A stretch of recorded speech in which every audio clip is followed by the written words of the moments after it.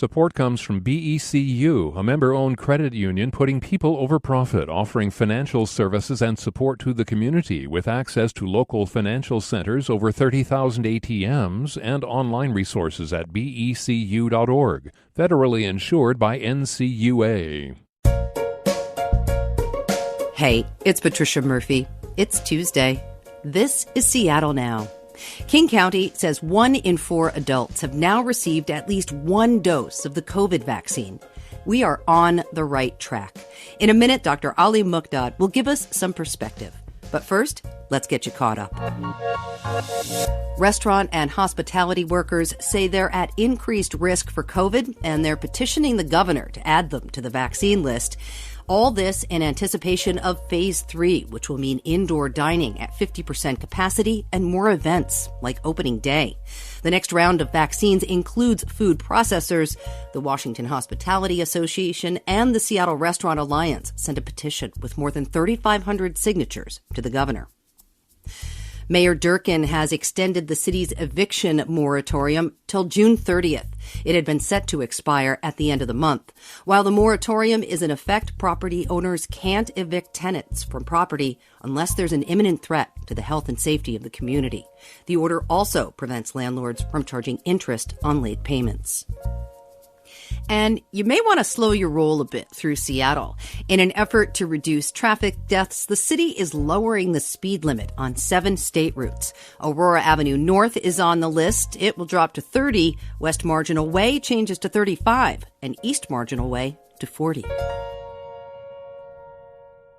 News about COVID seems to be getting better. More people are eligible for vaccines. The state is even moving to Phase 3 next week.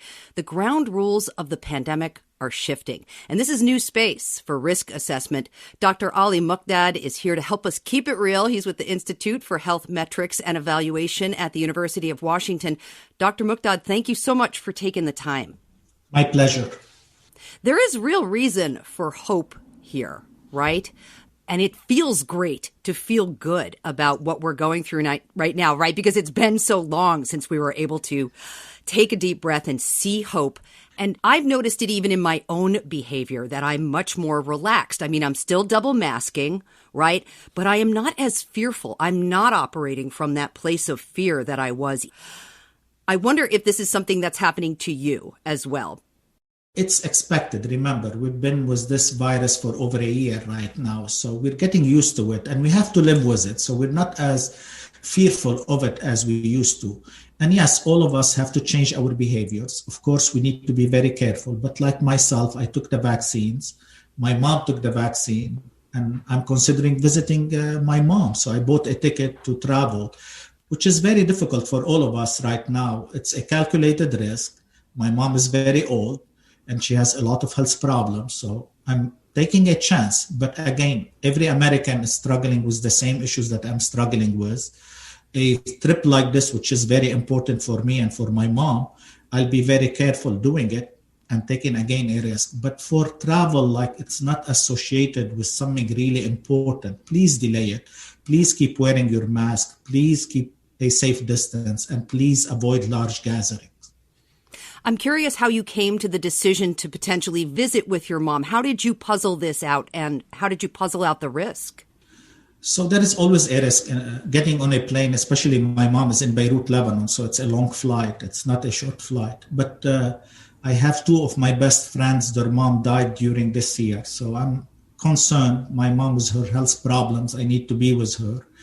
And I don't know if I'm going to be able to see her. Right now is the best time simply because there is less circulation of the virus and people are not traveling as much. One, we both took the vaccine and I'm going at a time where there is a Ramadan for Muslims. So during a religious month, so people will not travel as much and they'll stay at home. Oh, because people aren't out and about during the day. It's a good time, Ramadan. Exactly. And they don't travel from one country to another country. Right, right. What about situations where you don't have to travel, say, visiting a friend who's vaccinated? No, traveling in the United States, if you are driving, it's the safest way, as long as you are careful when you stop for gas or spend a night in a hotel or in bed and breakfast. So you have to be very careful as you travel. But Right now, we need to give hope for the American public, for everybody in the world. We need to tell people, if you behave well, if you take the vaccine when it is your time, and please do, and if you wear a mask and stay away from each other, there are better days ahead. We need to provide hope for everybody. And everything right now is going our way simply because of the vaccines and the weather, but we need to be extra careful next winter. And we may have to dial back some of our openings and the phases that we are relaxing, depending on what's circulating at that time and the level of infection. Don't snatch my hope just yet, Dr. Mokdad. Hold on one second. We're talking so much right now about our human behavior, right? And it's going to get harder and harder to deliver that message as the weather warms up and the news continues to be good.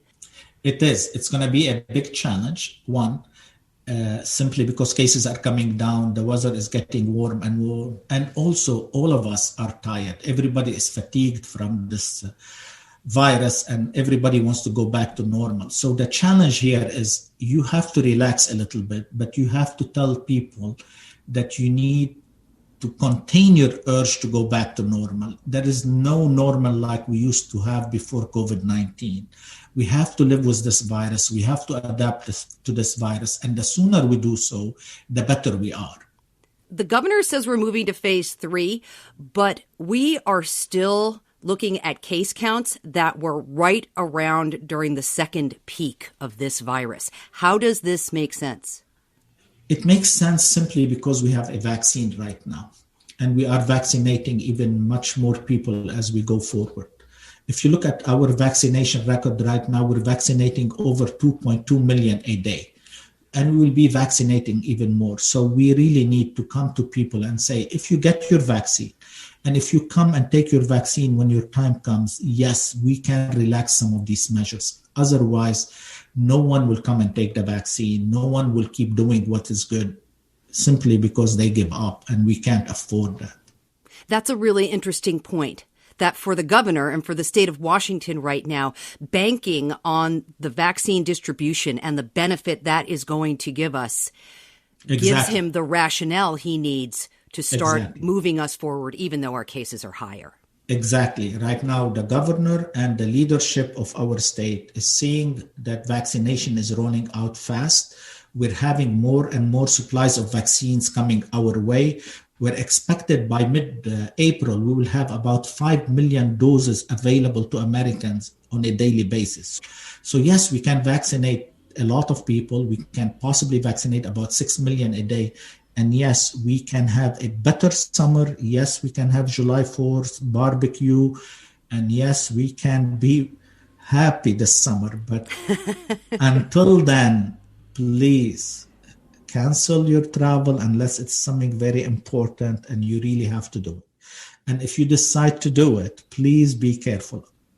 You're really giving us so much hope for the future, and I really appreciate it because I think a lot of people need to hear it, Dr. Mokdad. I think you're exactly right. I think at this point we really can't weather too much more bad news.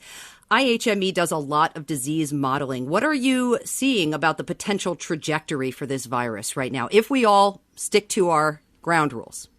If we stick to our ground rules, the cases will keep coming down. They will level a little bit right now because we're having the UK variant circulating in the US. We're now detecting it in 47 states, so infection is increasing. But because we're vaccinating, it will be leveling. It will not go up. So it will keep coming down all the way till the end of the summer. Again, on one condition, we behave, we keep wearing our mask and staying away from each other, take the vaccine when it's available to us. Otherwise, we could see another surge. Is there anything else you're going to do now that you're vaccinated besides see your mom? I will be traveling by car. So my daughter will finish her quarter and we will do some travel, but only by car. We're not taking a chance and flying since she hasn't been vaccinated. My wife and I have been vaccinated. We took our 2 doses. We'll be staying in Airbnb. I shouldn't say that, but we're staying in houses, not in hotels. And we will stay away from everybody else just to get outside of the home and tell my wife and my daughter and myself that life is normal. There is a light at the end of the tunnel. It's very important for everybody, my mom, my family in Lebanon, that life is going to go back to normal, but we need to take the vaccine. We need to behave. Otherwise, we are risking that we will be with this virus for a longer time. Dr. Ali Mokdad, excellent to talk with you. Thank you so much for your hopeful, practical chat today. Thank you, and all my best. Seattle Now is produced by Clare McGrane, Caroline Chamberlain Gomez, and Jason Pagano. Matt Jorgensen does our music. I'm Patricia Murphy. See you tomorrow.